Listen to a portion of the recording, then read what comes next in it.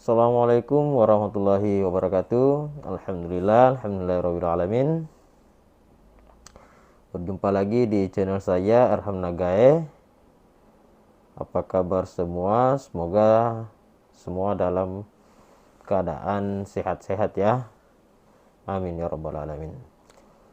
Oke, pada kesempatan kali ini kita akan mendengarkan debat santai ya antar Ustaz Suma dengan Bang Joni ya, yang seorang Kristen. Bagaimana keseruan debatnya? Langsung aja kita saksikan. Selamat menyaksikan. Saya mungkin mau bertanya lagi. Ya. Apakah tidak ada malaikat yang melawan Allah? Atau Nah, ya. Kalau di dalam Islam ya Pak ya. Sebenarnya tidak ada satu makhluk pun yang bisa kemudian melawan Tuhan, Allah. Loh, bagaimana dengan iblis? Iblis sebenarnya bukannya melawan Allah. Dia cuman sombong, tidak mau sujud kepada Adamnya. Tapi ketaatannya kepada Allah. iya. Iya, sorry. Kalau mau ketawa silakan, tapi nggak apa-apa.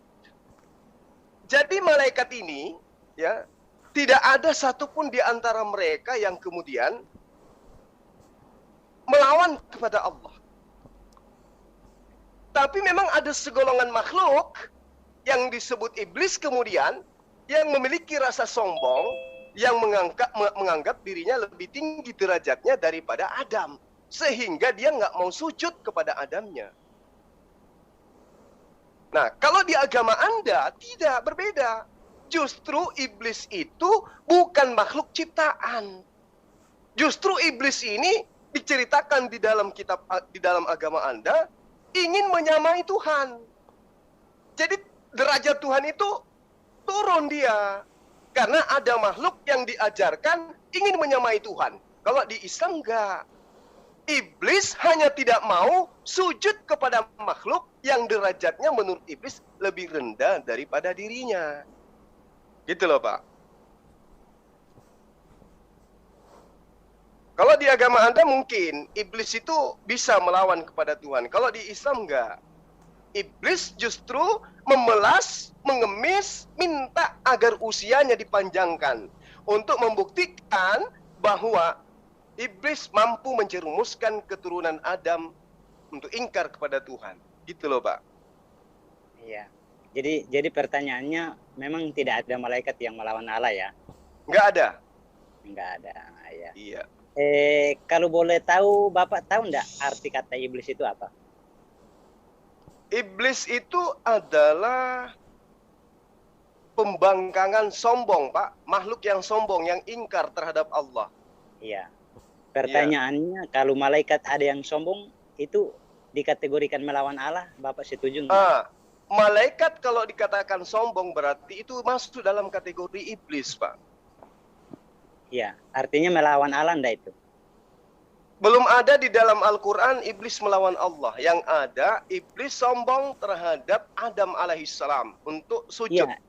Iya, saya sudah paham itu. Tapi karena Allah itu mustahil ada lawan bagi dia.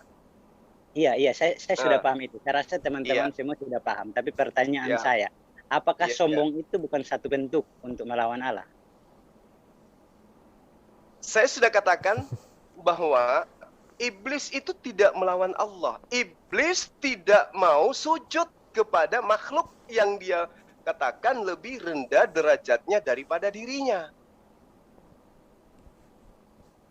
Harus Bapak bedakan itu. Kalau yang melawan Allah, yang diperintahkan kemudian dengan aturan-aturan yang ada, tapi justru kemudian dia menyembah kepada yang lain. Diminta jangan ada ilah lain selain daripadaku, jangan ada ilah lain di hadapanku. Nah, jadi iblis Pak tidak pernah menyembah selain daripada Tuhan. Iblis tidak pernah menduakan Tuhan. Tapi kalau ada manusia yang menduakan kepada Tuhan, itu lebih iblis daripada iblis yang asli. Yang dikatakan membantah Tuhan, melawan Tuhan adalah jangan ada ilah lain di hadapanku, tapi orang tersebut justru membuat ilah lain. Itu melawan kepada Tuhan. Tapi iblis nggak begitu. Iblis diperintahkan sujud, menghormat kepada Adam, tapi iblisnya tidak mau. Tapi begitu, meskipun demikian, iblis masih nyembah kepada Allah, masih memelas. Berikan aku kesempatan untuk menggoda mereka. Sehingga di dalam kitab Anda ada teriakan, Simon, Simon, iblis telah diberi izin untuk mencobai engkau. Ada kan Pak dalam kitab Anda? Berarti dia minta izin kan kepada Tuhan untuk menggoda anak keturunan Adam. Bahkan kalau Bapak melihat dalam kitab Kejadian 5 khususnya, di situ Tuhan mengatakan, ya, aku akan melakukan permusuhan antara engkau dan dia, keturunanmu dan keturunan dia. Engkau akan merumutkan tulangnya dan dia tumitnya, ya, dan dia akan menghancurkan kepalamu. Ada Pak dalilnya Pak. Apakah iblis melawan Tuhan? Tidak. Tapi di konsep Kristen, ya, Tuhan itu disetarakan dengan iblis. Kenapa? Karena Tuhan punya lawan. Kalau di Islam enggak. Tuhan adalah strata tertinggi. Dia yang maha kuasa. Iblis ini enggak ada apa-apanya. Cuman, wahai iblis, sujudlah engkau. Ah, ngapain aku sujud? Dia dari tanah, aku dari api. Oh enggak mau aku sujud sama Adam. Itu bukan pembangkangan terhadap, perlawanan terhadap Tuhan. Tapi kesombongan terhadap yang diminta untuk disujudi, dihormati. Sombong itu Pak. Sombongnya kepada Adam, bukan sombongnya kepada Allah, bukan sombongnya kepada Tuhan. Itu perbedaan kita. Silakan. Ya. Jadi saya meluruskan bahwa arti kata iblis itu adalah pendusta. Jadi iblis itu dia tidak mau dia tidak pernah mau mensejajarkan dirinya dengan Allah. Jadi kalau Bapak tadi bilang kalau di Kristen mengajarkan bahwa iblis itu mau mensejajarkan kedudukannya dengan Allah, saya bilang itu salah. Karena iblis itu ciptaan Allah, dia sebelumnya itu menjadi malaikat. Iya. Jadi iblis itu sebelumnya itu dia ciptaan Allah sebagai malaikat, tapi dia coba mau melawan Allah dengan berdusta. Iya, artinya yang namanya kata-kata bohong itu sudah satu bentuk melawan Allah. Makanya saya bertanya tadi, apakah tidak ada malaikat yang melawan Allah? Ada. Kalau jawabannya ada. Ya contohnya seperti iblis ini, dia dulu malaikat, tapi karena dia berdusta, makanya dikatakan iblis. Padahal dia dulu malaikat. Tapi kalau di Islam mengajarkan bahwa tidak ada malaikat yang melawan Allah, ya saya bilang itu salah. Karena iblis ini dulu malaikat. Tapi dia kerjanya melawan Allah, melawannya dengan cara berdusta. Ya buktinya yang waktu dia pergi, dia datang untuk menggoda Adam dan Hawa itu kan dia berdusta. Bunyinya begini, kan Allah dia bilang apa? Semua di dalam taman ini boleh kamu makan. Ya, pertanyaannya, coba Allah bilang setengahnya kamu boleh makan, setengahnya jangan, oke, enggak apa-apa. Tapi kalau dari bunyi ayat ini, saya merasa bahwa betapa baiknya Allah, dia berikan semuanya boleh kamu makan, tapi ada satu yang tidak boleh kamu makan. Nah, datang iblis. Datang iblis, dia bilang, apakah Allah melarang kalian tidak boleh makan buah itu? Jawabannya, iya. Kenapa tidak boleh larang? Dia bilang, kalau kami makan, kami akan mati. Itu baiknya Allah juga sudah langsung memberitahukan bahwa kalian makan, kalian pasti mati. Jadi posisi di sini Allah memberikan hak semua dan Allah jujur. Tapi apa yang iblis lakukan? Dia bilang tidak. Kalian makan, kalian akan sama seperti Allah. Nah ini prosesnya melawan ini. Jadi saya ambil kesimpulan bahwa ada iblis, ada malaikat yang coba melawan Allah. Namanya iblis ini. Dan iblis itu punya pasukan. Banyak pasukannya, namanya hantu-hantu. Ya, demikian dari saya. Mudah-mudahan bermanfaat. Ya. Jadi kalau di dalam pemahaman kami, Pak, itu berbeda memang dengan pemahaman Bapak yang kemudian tadi di awal Bapak mengatakan bahwa eh, apa? Bapak mengatakan bahwa tidak ada di dalam Kristen atau dalam Bible iblis itu ingin menyamai Tuhan. Nah, saya rasa Bapak perlu sedikit waktu untuk membuka kitab-kitab yang Bapak gunakan dari kitab agama lain. Halo Pak Suma. Iya. Iya, ini kita diskusi santai karena memang saya minta di saudara siapa ya?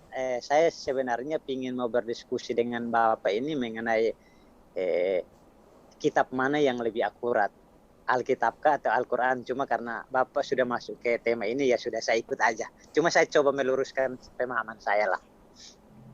Tapi nanti kalau bisa kita cari waktu supaya kita bandingkan Al-Quran kah atau Alkitab yang lebih akurat. Tapi saya pingin tema itu nanti saya dengan Bapak bahas lah. Iya, jadi kalau sebenarnya gini Bapak, kalau berbicara mengenai itu singkat aja ya. Menurut Bapak, terjemahan yang adalah penafsiran manusia terhadap firman Tuhan itu firman Tuhan atau bukan menurut Bapak? Itu aja dulu sebelum kita kembali ke tema kita. Enggak, saya belum bisa jawab itu karena jawab itu kan harus pakai dalil. Iya. Harus pakai dalil. Ya, jadi saya sih sederhana Pak, sederhana untuk mengetahui keakuratan sebuah kitab, ya, sebuah kitab itu terjemah atau bukan. Kalau terjemah itu kan bahasa manusia Pak. Iya. Jadi apakah bahasa manusia ini boleh dikatakan sebagai firman Tuhan? Iya, jadi saya belum bisa jawab itu karena saya harus jawab kan. Saya kira poin itu udah jelas. Itu juga adalah sedikit sekelumit untuk Bapak pertimbangkan nanti kalau mau berdialog dengan saya dengan tema Al-Quran atau Bible yang akurat. Ya. Oke, kembali kepada tema yang kita yang tadi Pak ya. Nah, gini. Bapak coba buka dalam kitab Yesaya 14 nomor 14 Pak. Yesaya 14. Di agama Anda itu saya katakan Tuhan itu begitu direndahkan. Sampai-sampai tertulis bahwa iblis itu ingin kemudian naik ke awan-awan tujuannya untuk menyamai Tuhan yang Maha Tinggi. Jadi Yesaya iblis itu 14. Begitu. Ya, semoga saya tidak keliru. Coba di Yesaya 14 nomor 14. Bapak punya Bible kan? Ada. Oke. Nah, sementara di Al-Quran Bapak, iblis ya iblis, malaikat ya malaikat, beda. Qala ya iblis. Ya, ini perkataan Allah. Ma mana'aka antas juda lima khalaqtu biyadai. Boleh saya menggunakan original teks kitab saya kan Pak ya? Boleh ya? Wah, silahkan. Oke. Astakbarta an kunta minal alim. Wahai iblis, apa yang menghalangi kamu untuk menghormat kepada Adam yang telah kuciptakan dengan kekuasaanku sendiri? Apakah kamu menyombongkan diri atau kamu merasa termasuk golongan yang lebih tinggi?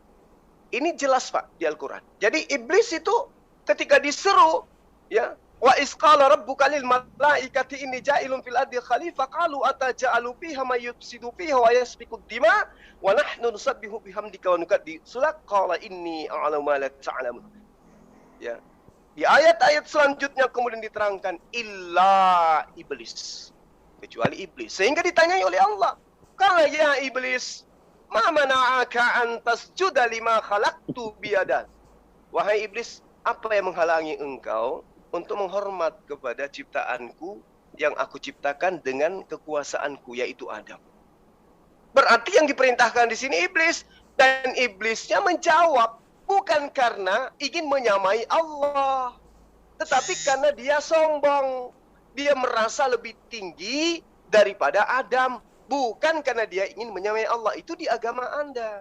Di Islam enggak, Allah itu adalah pencipta langit dan bumi yang menguasai segala apapun yang ada di atas muka bumi maupun yang ada di langit, baik yang terlihat maupun yang tak terlihat. Itu Allah berkuasa terhadap setan-setan. Nah, di kitab Anda ternyata iblisnya justru ingin menyamai Tuhan. Berarti Tuhan itu dianggap sepele di dalam agama Anda berdasarkan kitab. Bukan saya mengada-ngada. Nah, kemudian ketika Anda mengatakan iblis itu pembohong, kalau saya katakan iblisnya itu membujuk orang untuk berbohong.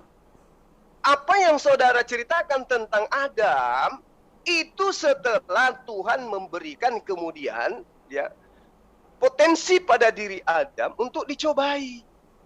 Kalau iblis mau mencobai malaikat nggak bisa, karena pada diri malaikat tidak ada perangkat untuk connect dengan cobaan iblis. Manusia ada perangkat yang disebut syahwat, free will, kehendak bebas yang ada pada diri Adam dan keturunannya yang dimanfaatkan oleh iblis sebagai senjata yang terkoneksi dengan kemampuan dia membisikkan kejahatan dengan potensi adanya alat di dalam diri manusia yang disebut syahwat yang bisa mendengarkan bisikan-bisikan itu.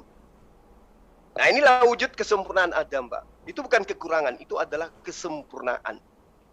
Ya, jadi kalau Anda mengatakan di dalam kitab kami tidak ada itu iblis ingin menyamai Tuhan, saya sajikan data Yesaya 14 nomor 14. Mudah-mudahan data yang ada sama saya sama dengan data yang ada di dalam kitab Anda. Jadi iblis itu berbeda dengan malaikat. Meski mereka adalah sama-sama makhluk gaib. Tapi malaikat tidak memiliki keinginan untuk ingkar kepada perintah Tuhan atau ingkar terhadap apa yang diperintahkan Tuhan. Meski dia diperintahkan untuk mengayomi manusia, maka malaikat itu akan melakukan. Kalau iblis berbeda, hanya disuruh sujud aja, nggak mau dia. Sekira begitu, Pak. Silakan. Oke, baik, terima kasih. Jadi mungkin ini agak tambah panjang, jadi tambah seru. Cuma kita masih kembali ke kejadian. Silakan. Sekarang kita bahas satu lagi proses penciptaan manusia ini, Pak. Kalau menurut Bapak atau menurut di Al-Quran, Adam dan Hawa ini diciptakan di surga atau di bumi? Kalau saya, Bapak, berdasarkan Al-Quran, Surga ya? Adam itu diciptakan di Jannah. Jannah itu surga menurut bahasa kita orang Indonesia. Surga ya? Ya. Ya. Berarti di sini mungkin kita dapat perbedaan lagi. Karena tadi kalau di kitab Anda di mana diciptakan? Diciptakan di bumi. Ada ayat mungkin, Pak, yang bisa? Ada. Silakan.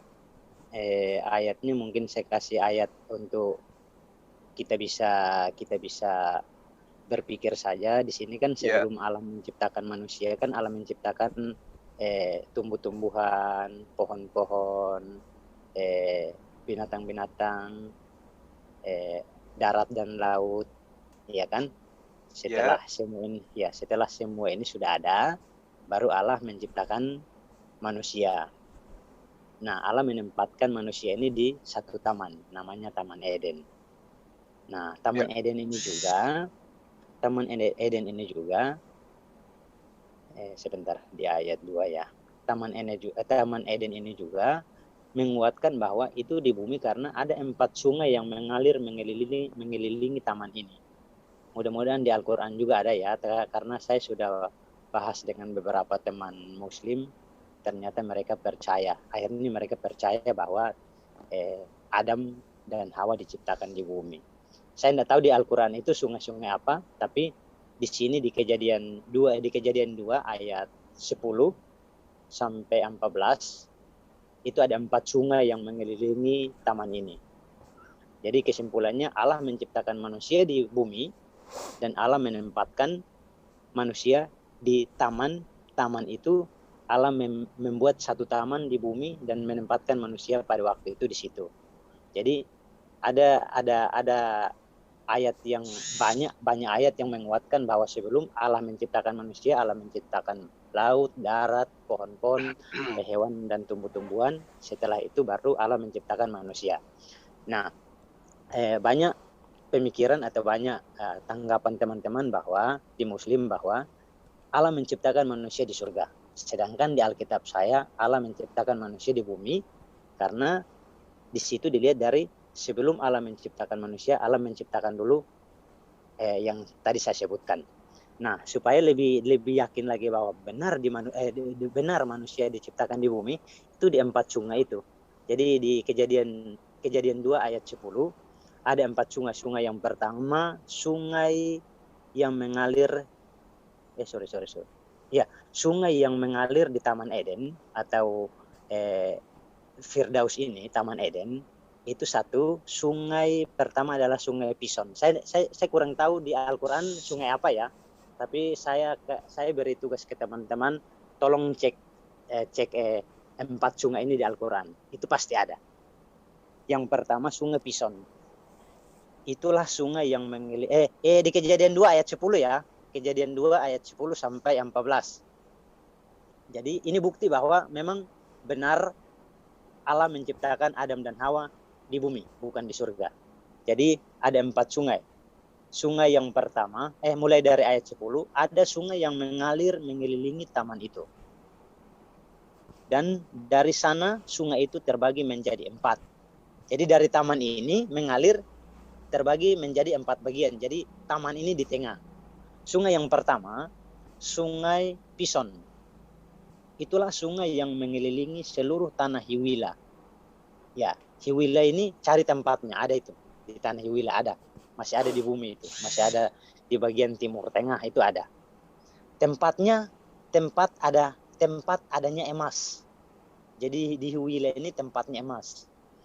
Sungai yang kedua, sungai yang kedua, Sungai Gihon. Itulah sungai yang mengelilingi seluruh tanah Kus. Jadi saya kasih tugas ke semua teman-teman, mudah-mudahan ini live ya, cek di mana itu tanah Kus. Jadi tadi tanah Hiwila, wilayah Hiwila, tanah Hiwila ini cek di negara mana, nanti dicek. Terus yang kedua tanah Kus, cek di negara mana, itu ada di bumi, bukan di surga. Sungai itu, sebentar. Pison, emas, bagus. Di situ ada tanah Hiwila. Ayat 13, sungai yang kedua Sungai Gihon. Itulah sungai yang mengelilingi tanah Kus. Sungai yang ketiga, sungai bernama Sungai Tigris. Itulah sungai yang mengalir ke sebelah timur Assyria. Cek ya. Jadi sudah tiga tempat yang saya sebut di sini. Assyria, cek di negara mana, Hiwila, cek di negara mana, dan tanah Kus, cek di negara mana. Terus lanjut, sungai yang keempat adalah Sungai Efrata. Ya, itu demikian dari saya. Terima kasih, mudah-mudahan bermanfaat. Oke, baik. Makasih banyak Bapak atas penjelasan Bapak. Jadi gini, tadi saya mengingat ya, ketika dihubungi ada Bapak yang ingin membahas tentang keakuratan sebuah kitab Al-Quran dan juga Biblos. Nah, melihat dari cerita yang Bapak bangun malam ini tentang di mana Adam dicipta, itu saya rada-rada, apa ya bilangnya, karena kitab Kejadian itu Pak, itu baru dibuat ketika kemudian dikatakan Nabi Musa menerima Torah. Nah, yang muncul kemudian di tangan kita sekarang ini itu bukan Torahnya Nabi Musa. Makanya saya katakan tadi, apakah terjemahan itu bisa dikatakan sebagai firman Tuhan? Sementara kata Pison, kata Gihon, Efrat, dan seterusnya, kalau itu dijadikan sebagai dasar pijakan untuk mengatakan Adam dicipta di dunia, berdasarkan dalil ini, saya katakan dalil ini dituliskan bukan pada masa Musa, tapi jauh setelah Musa, karena hanya terjemah. Kita nggak ngerti Musa menuliskan sungai apa namanya. Kalaupun Musa menceritakan tentang Gihon, Tigris, Efrat, dan seterusnya, itu bukan berarti dia sedang bercerita tentang Gan Eden. Dan bukan berarti Gihon, Tigris, dan juga Efrat, dan juga Pison ini tidak meniru terhadap apa yang ada di surga. Penamaan Gihon, Tigris, Efrat, dan Pison itu tidak diterangkan kemudian letaknya di mana di atas muka bumi ini. Itu satu. Kemudian yang kedua Bapak, secara garis besar, Kejadian 1 nomor 3 sampai nomor 5 dikatakan cahaya diciptakan pada hari pertama. Kejadian 1 nomor 14 nomor 19 jelas di sana sumber cahaya ya diciptakan pada hari keempat. Dari cerita ini aja sudah bisa kita menarik kesimpulan bahwa kejadian Adam adanya di India atau adanya di Irak sana, itu nggak bisa dijadikan sebagai acuan karena berdasar terhadap kitab Kejadian 2. Nggak bisa. Karena Kejadian 1 aja ceritanya udah error, Pak. Kejadian pertama, Kejadian 1, nomor 3 sampai 5, di situ sudah Tuhan menciptakan hari pertama ada cahaya. Sumber cahaya diciptakan pada hari keempat. Udah kebalik-balik ini. Jadi kalau Bapak mengatakan di Islam ada yang mengatakan bahwa Adam dicipta di dunia, itu Islam apa itu, Pak? Saya rasa Islamnya belum sunat. Karena di dalam Al-Quran itu sangat jelas, akurat diperintahkan, dikatakan di dalam Al-Quran bahwa Adam itu diciptanya itu di Jannah. Adam dicipta di Jannah, Pak. Itu diterangkan di dalam Al-Quran. Surah Al-Baqarah ayat 35. Mungkin Bapak bisa menelaah lebih jauh nanti, berselancar ke Al-Quran, minimal terjemahan yang Anda bisa baca. Di situ jelas pernyataan Allah. Wa qulna ya Adamu uskun anta wa zawjukal jannah wa kula minha ragadan haitsu syi'tuma wa la taqraba hadhihi syajarata fatakuna minaz zalimin. Jadi Islam itu nggak bisa kemudian didoktrin dengan mengatakan ada umat Islam yang mengatakan Adam dicipta di sini. Nggak bisa. Kenapa? Al-Quran ada menyertai kami. Roh Kudus menyertai kami senantiasa sepanjang masa, Pak. Al-Quran. Wa qulna ya Adam uskun anta wa zawjukal jannah. Jannah ini surga. Jadi nggak bisa kemudian, oh ada Islam. Oh, mungkin Islamnya itu belum lahir kali. Ya, itu candaan, Pak ya. Supaya kita pahami bahwa nggak ada itu umat Islam yang memahami Quran yang mengatakan bahwa Nabi Adam itu dicipta di bumi. Sementara kitab Anda sendiri, saya berani mengatakan kitab Anda itu bukan di bumi, Pak. Kenapa saya katakan bukan di bumi? Sederhananya begini. Yang tadi yang pertama ya, bahwa tidak mungkin kemudian sebuah kitab yang sudah kayak begitu modelnya bisa dijadikan sebagai acuan pembenaran di dalam berdialog. Kedua, di kitab Anda itu diterangkan bahwa Adam ini itu dicipta di sebuah taman. Di mana taman itu dibuat? Di Eden. Nah, kalau taman dibuat di Eden, ini pertanyaannya lucu nanti. Kalau taman di Eden, berarti Eden ini adalah alam. Coba Anda lihat di dalam kitab Kejadian kitab Kejadian 2 nomor 7 sampai nomor 10 atau di nomor 10 deh Anda lihat. Apa yang diterangkan situ? Di situ dikatakan bahwa makhluk ini selanjutnya dibuat oleh Tuhan di taman di Eden. Nah, berarti ada tamannya ini disimpan di Eden. Pertanyaannya Eden ini apa?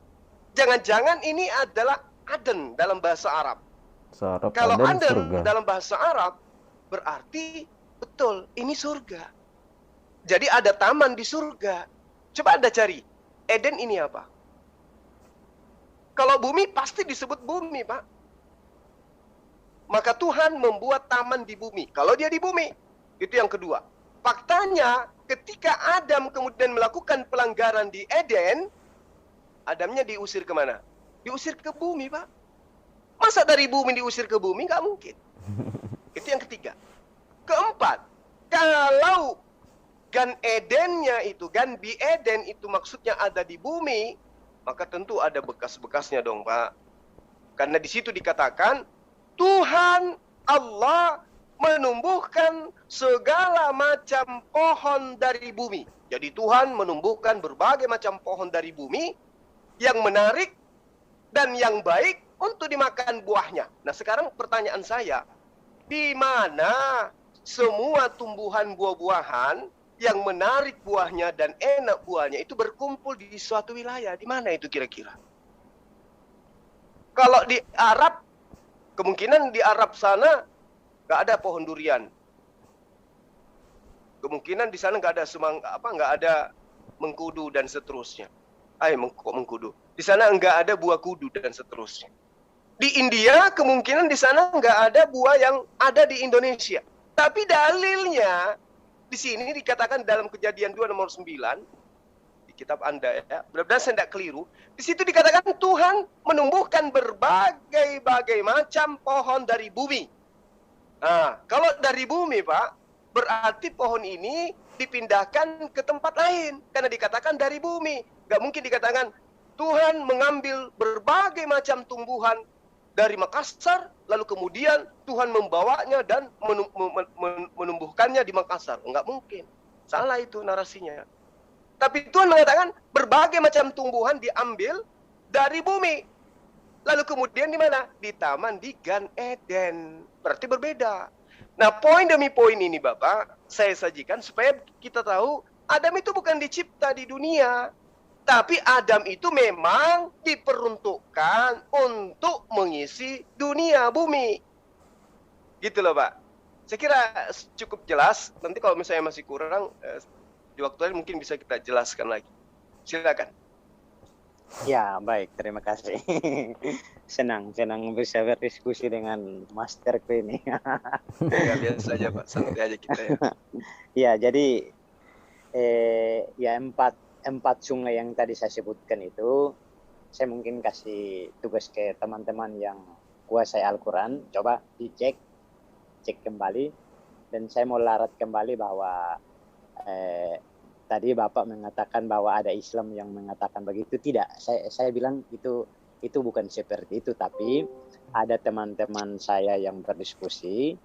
Dia awalnya dibilang di surga, saya bilang di bumi, terus saya kasih ayatnya, saya bacakan ayatnya, nanti dia pulang sampai di rumah, dia baca Al-Qurannya, dia langsung balik. Oh iya benar, terima kasih, karena selama ini pikiran saya atau yang saya dapat ajarannya di surga, tapi ternyata di Al-Quran menulis bahwa di bumi. Jadi terima kasih ya. Ya, itu yang pertama. Yang kedua, Itu di surah mana? Dengan bukti-bukti yang ada di Alkitab, nanti ya mungkin kita sepakat supaya cek dulu lah tempatnya di mana, karena ini tempat dan sungai-sungai ini jelas. Terus yang ketiga, kenapa saya atau kami menganggap bahwa itu di bumi, karena itu tadi mulai penciptaan itu kan mulai dari penciptaan ini, dan Allah menciptakan manusia. Tujuannya untuk menjaga ciptaan yang Allah ciptakan ini. Ya mungkin begitu ya. Nah, pertanyaan saya yang ketiga, kan kita tahu di surga ini kerajaan. Bukan intinya di surga ini satu kerajaan. Nah, kerajaan yang di mana kerajaan ini dibangun oleh Allah, dan yang bisa tinggal di sana adalah Allah dan malaikat-malaikat. Nah, ini kita berpikir secara logika. Apakah benar Allah menciptakan kerajaan di surga untuk Adam dan Hawa ini tinggal? Ya, saya yakin Bapak pasti bisa jawab ini, tapi ini hanya pertanyaan supaya kita semua berpikir. Karena yang saya pelajari atau yang kami pelajari, di surga itu adalah kerajaan Allah yang tidak seorang pun manusia masuk ke sana, hanya Allah dan malaikat-malaikat, karena mereka adalah makhluk roh. Dan Allah menciptakan bumi ini tujuannya untuk manusia tempati. Demikian dari saya. Terima kasih. Sorry. Saya ulangi ya. Iya, saya malah bertanya tadi, boleh diulang pertanyaannya Pak? Saya nggak terlalu kopi, soalnya saya batuk. Iya, saya ulangi, tapi mudah-mudahan boleh. jangan salah supaya timbul lagi pertanyaan. Iya, nggak apa-apa. Saya juga masih belajar Bapak. Iya. Jadi saya mungkin kasih tugas ke teman-teman malam hari ini yang mendengar, tolong kita baca bersama, apakah di Alkitab kah atau di Al-Quran kah, tolong cek 4 sungai ini. Apakah ada di surga atau di bumi. Karena Ya, ini saya justru ini Pak, mau minta dalilnya di Al-Quran menceritakan tentang 4 sungai ini tuh di mana? Ya, di ya, surah mana? saya tidak tahu. Nanti saya ketemu orangnya, Oh, baru ya. ya. Nanti saya ketemu orangnya, saya tanyakan lagi karena orang yang saya berdiskusi dengan dia itu, ya boleh dibilang seniornya Al-Quran.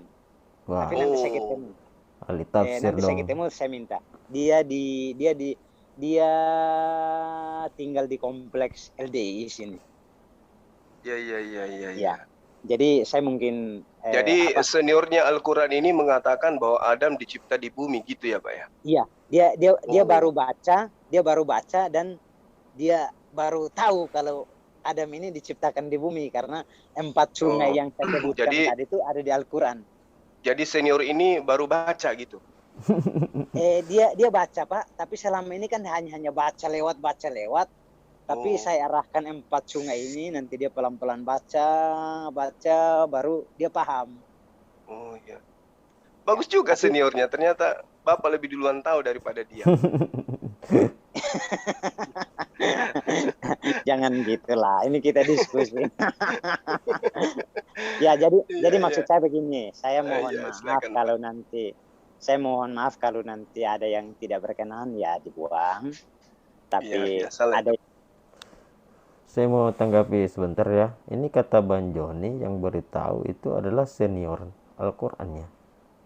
Tapi masa senior Al-Qur'an dia baru tahu dalil itu lewat Bang Joni. Padahal katanya dia senior Quran ya, boleh dikatakan ahli tafsir ya kalau senior Al-Quran. Kalau di Indonesia ya seperti Gus Baha, Sesomat, atau dan yang lain-lainnya ya. Kita lanjut lagi. ada yang bermanfaat untuk kita semua, monggo dipakai. Jadi Iya, yang saya mau tekankan di sini, teman-teman semua tolong cek 4 sungai yang tadi saya sebutkan tadi. Dan yang kedua,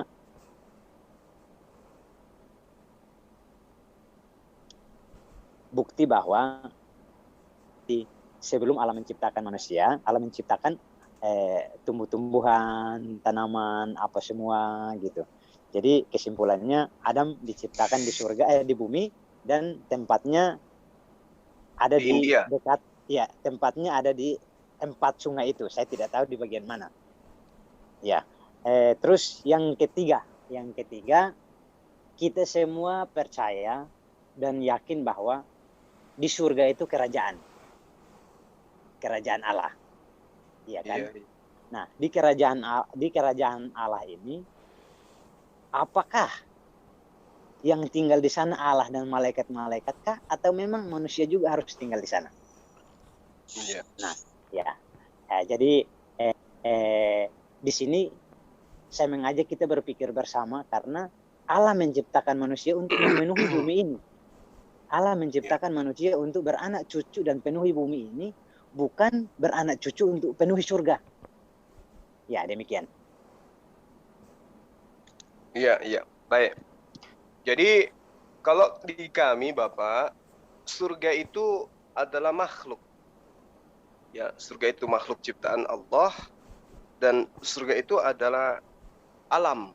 Dia itu semacam taman, alam semesta juga. Jannah itu. Sementara Al-Quran menerangkan bahwa Allah itu bertahta di atas singgasana yang dia punya. Allahu la ilaha illa huwal hayyul qayyum la ta'khudhuhu sinatu wa la naum lahu ma fis samawati wa ma fil ard man zal ladzi yashfa'u indahu illa bi itsni ya'lamu ma baina aydihim wa ma khalfahum wa la yuhituna bi syai'in min ilmi illa bima syaa wasi'a kursiyyuhu samawati wal ard. Nah, lalu kemudian di dalam pemahaman kami sebagai umat Islam, Allah itu memiliki tahta yang meliputi langit dan bumi. Kalau berbicara mengenai langit, berarti itu meliputi surga, jannah, alam yang sudah dipersiapkan oleh Allah sebagai tempat kembalinya manusia yang taat atas perintah yang dia berikan kepada manusia. Nah, apakah kemudian Allah itu nantinya akan tinggal di surga? Ya, saya pribadi mengatakan Allah itu bukan makhluk sehingga dia harus tinggal di surga. Allah itu meliputi semuanya. Ya, Allah meliputi semuanya. Jadi dia tidak kemudian unyu-unyu turun ke surga, kemudian berjalan bersama dengan makhluk ciptaannya. Itu tidak dipahami oleh Islam seperti itu. Jadi Allah itu memang ya dia yang memiliki kerajaan. Kerajaan di atas segala kerajaan itu dia yang punya. Makanya dikatakan bahwa Allah tahtanya meliputi segala sesuatu. Tahta itu berarti singgasana. Singgasana itu berarti kerajaan. Nah, surga itu hanya sebagian kecil daripada yang dia ciptakan. Jadi tidak mungkin kemudian Allah ya masuk bersama dengan ciptaannya di dalam surga. Itu tidak seperti itu. Tapi kemuliaan Allah, kemahabesaran Allah, kemahakuasaan Allah itu meliputi surga. Itu yang betul. Bahwa Allah itu tidak kemudian terikat oleh dimensi waktu dan ruang. Itulah Allah. Sementara jannah itu adalah alam taman yang dipersiapkan hanya untuk makhluknya. Berbeda dengan konsep Kristen memang. Jadi Tuhannya itu ya harus sama seperti makhluk. Jadi dia bergumul di surga nantinya dengan Tuhannya. Sekira begitu Pak dari saya. Ya, baik. Terima kasih banyak. Mudah-mudahan saya pribadi senang berdiskusi dengan Bang Suma. Terima kasih Saya pun banyak atas demikian. waktunya. Banyak pelajaran Baik. yang bisa kita petik, teman-teman yang lain. Cuma saya tetap kasih PR itu supaya kita cek bersama ya, supaya nanti ada waktu kita bahas. Tapi saya PR-nya minta yang mana ini Pak? ya, yang 4 sungai itu. Oh. Nanti Bagaimana kalau itu menjadi PR kita berdua? ya, nanti saya Mana tahu besok kita sudah bisa jumpa lagi Bapak. Bapak memberikan ayat Al-Qur'annya tentang 4 sungai yang ada di Irak, India dan seterusnya ini. Ya, mungkin bisa membantu saya untuk pembendaharaan ilmu saya ke depan. Iya. Saya kan tadi bilang PR untuk kita semua. Ya, yang jelasnya juga saya pasti cari saudara saya yang pernah dapat di Al-Quran itu, dan saya pasti tulis ayat-ayatnya supaya saya paparkan begitu. Iya. Ya, sesuai sepengetahuan saya, yang 4 sungai itu saya juga kurang tahu ya kalau ada di dalam Al-Quran tentang 4 sungai itu. Tapi kalau di dalam hadis itu memang ada, dan Nabi pernah bersabda ya. Yang pertama Sungai Seihan yang terletak di Yordania, bagian selatan Turki dan Asia ya. Terus kedua Jaihan yang terletak di daerah Musoiso. Saya juga tidak tahu Musoiso ini daerah mana dan negara mana ya. Dan ketiga Sungai Nil, sungai terpanjang di dunia ya. Dan keempat Sungai Prat, yang mana yang melintasi 3 negara yaitu Turki, Suriah, dan Irak. Nah, kalau 4 sungai hadisnya ada yang diriwayatkan dari muttafaqun alaih Bukhari Muslim, dan ada juga dari Imam Ahmad ya. Dan di kitab Riyadhus Shalihin juga ada hadisnya tentang 4 sungai tersebut. Tapi kalau dalam dalil di dalam Al-Quran saya juga kurang tahu ya. Wallahu a'lam bishawab. Kita lanjut lagi ya teman-teman. Iya, kalau di dalam pelajaran saya, dalam kajian saya itu kan Pak dikatakan bahwa bison di Hawila itu di India, sekitar India.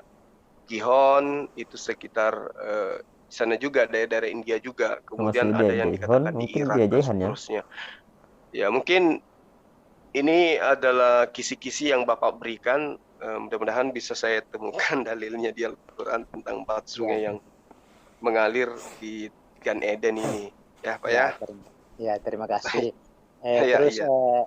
Terus yang saya ingin supaya berdiskusi lagi dengan Bang Suma yang saya sangat senang bisa berdiskusi malam ini.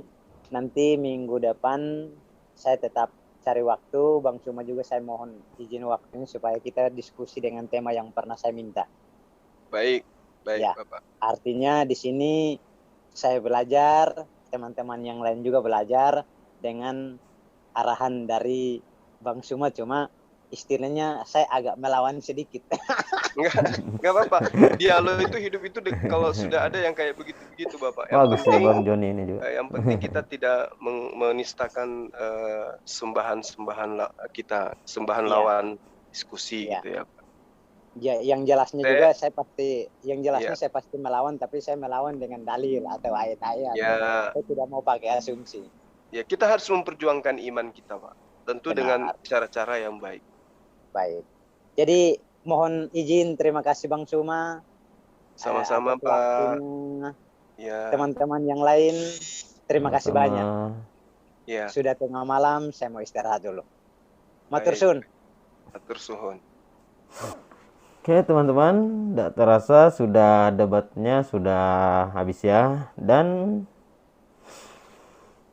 ini debat tersantai yang pernah saya dengar ya sebelumnya, karena di dalam berdebat Ustadz Suma maupun Bang Joni itu tidak ada kata marah-marah ya atau berteriak-teriak seperti di debat-debat yang lainnya ya. Jadi saya boleh bilang ini debat tersantai ya yang pernah saya dengar. Dan Bang Joni juga bagus ya dalam berdebat. Kalau Ustadz Suma kan tidak usah diragukan lagi ya. Oke teman-teman, saudara-saudara muslimin, semoga video ini bermanfaat dan kita ambil hikmahnya ya. Dan jangan lupa like dan subscribe. Terima kasih yang sudah menonton video-video saya. Terima kasih banyak. Assalamualaikum warahmatullahi wabarakatuh.